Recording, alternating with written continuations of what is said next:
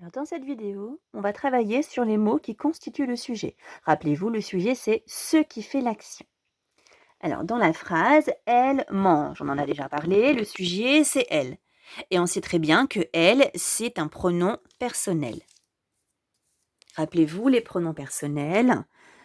Il y en a 6 principaux, je et j apostrophe, tu, il ou elle au singulier, nous, vous, elle ou il au pluriel.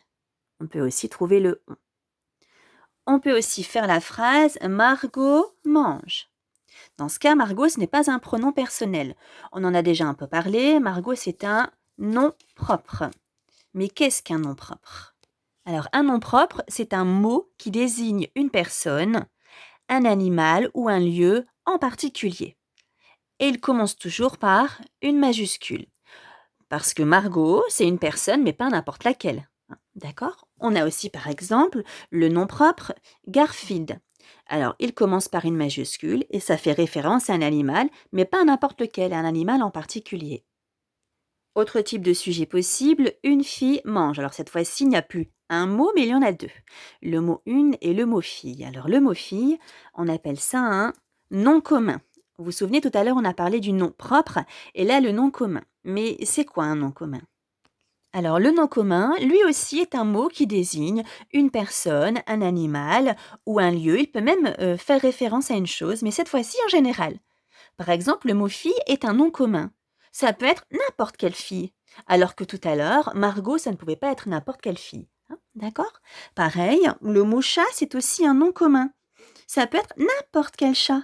Alors que tout à l'heure, dans les noms propres, on avait Garfield. Garfield, ça fait référence à un chat en particulier. Ce n'était pas n'importe lequel. Et le nom commun, en fait, il n'est jamais tout seul. Il est toujours accompagné d'un petit déterminant qui se trouve toujours devant lui. Par exemple, pour fille, on dit une fille. On peut aussi dire la fille. Pour chat, on peut dire le chat. On peut aussi dire un chat. Donc, si on récapitule, aujourd'hui, on a appris ce qu'était un nom.